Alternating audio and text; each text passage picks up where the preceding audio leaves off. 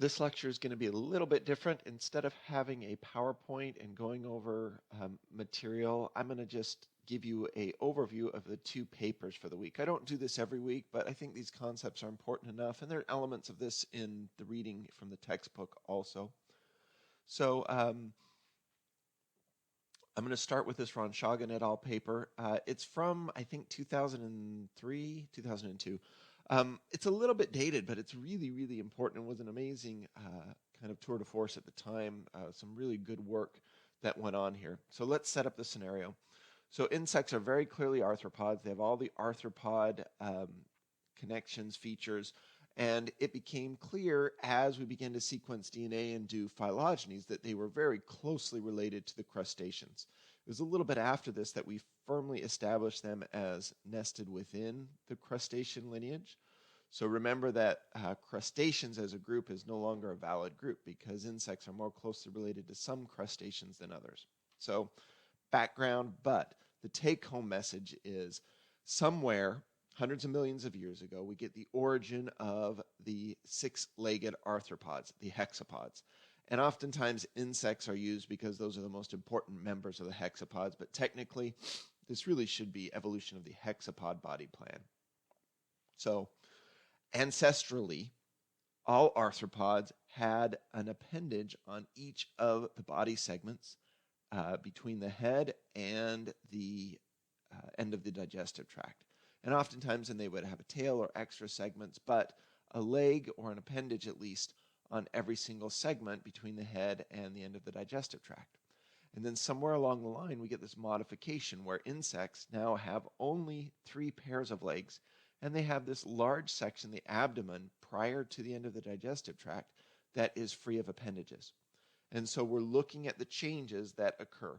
And so the model is that there were duplications in the Hox genes, and that in the crustaceans, these two really important genes for the development of that region are UBX and abdominal A.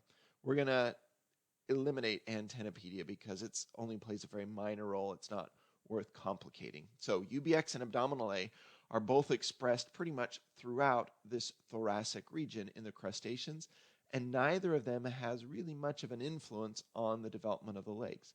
The legs are kind of just a ground plan. They are de facto.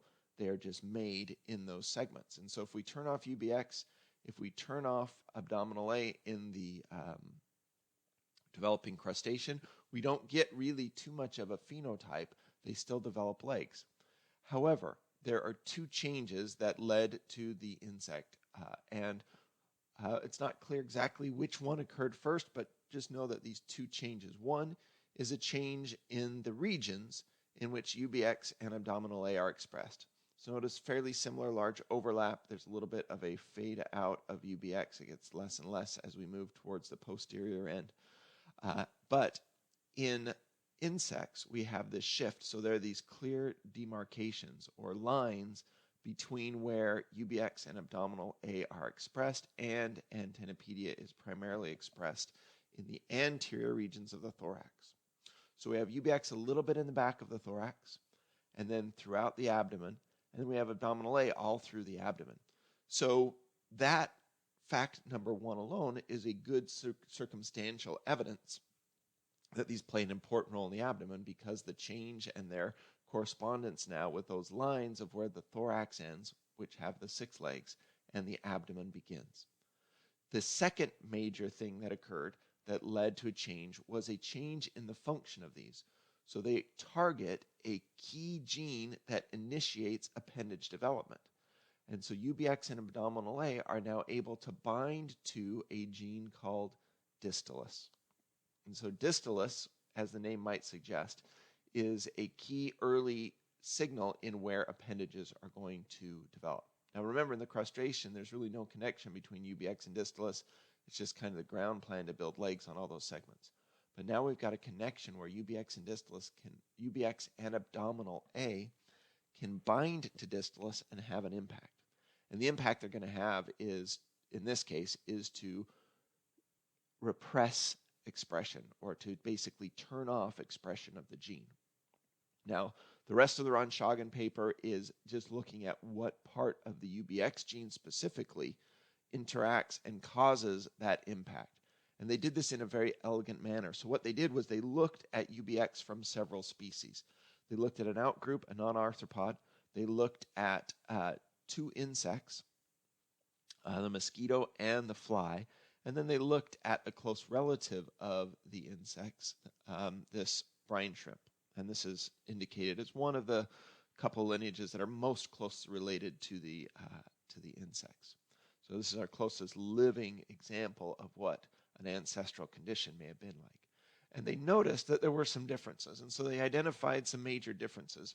One of the key areas that they noticed that was different between the insects and the other the non-arthropod and the arthropod that grows legs on every segment was they noticed here at this terminal end of the protein there was this motif QA, that was conserved in the fruit fly and the mosquito, but was very different in the others.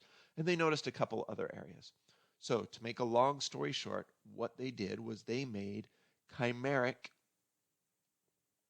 proteins, where they took the entire fruit fly protein, the entire brine shrimp protein, and then they made basically Franken genes, if you will. In some cases, they just eliminated areas, so they eliminated parts of certain areas. But then they made these key proteins that were part fruit fly and part brine shrimp.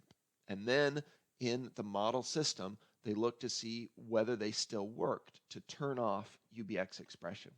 And so what they found was the fruit fly UBX basically has 100% turning off of UBX. Well, there's only a very minor impact of the fruit fly. So you put the fruit fly UBX you put the brine shrimp UBX into a fruit fly, and it does turn off expression, but only a little tiny bit, not really enough to impact the phenotype.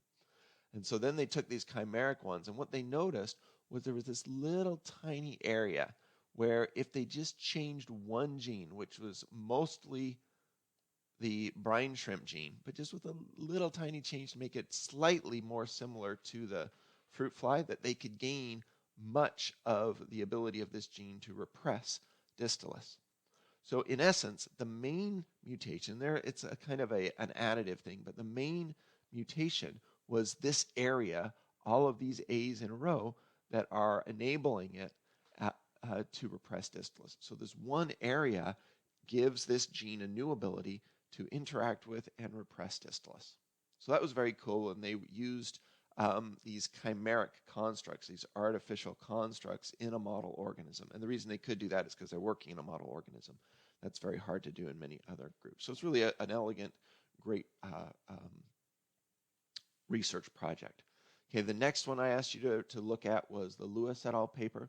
And in this case, they're working with a non-model organism, a beetle. But the reason they are using beetles is beetles are a little bit of a better model for insect development. Fruit flies have a larva that's like a worm, right? Kind of a worm-like. We call it a maggot. It doesn't grow any appendages until it reaches the adult phase. So it's maybe not the best model because you can look for signs, but it's a little trickier in the larva to find signs of embryo development, where with the beetle, you can just look, are they growing legs? Because let me get to the diagram here. As a larva, they have 6 legs, so very much like an adult insect. And then they have the abdomen with no appendages at all. So what they did using RNAi, they didn't do any constructs, they didn't do any of these Frankenstein genes. All they did was say, let's take the beetle and let's turn off expression of UBX. And they did that using RNAi. So RNAi is a procedure that interferes with the endogenous single-stranded mRNA. It forms double-stranded segments that match and then activates native function to knock out RNAs. And look at the NOVA video from lecture, I think it was 2.1.2. Look at that RNAi video if you need to review how it works. But it's essentially a way to knock out gene expression. And so what they did was they did a UBX knockout, a abdominal A knockout, and then they did a knockout where they did both of them. And this is not entirely clear. They could have done a better job of communicating the results of this, but let me just go over it so it's very clear. And this just reinforces this important role of both UBX and abdominal A in creating the insect. So we'll start with the double knockout.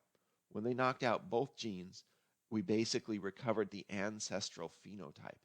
We have an appendage growing on every single segment all the way back to the end of the digestive tract.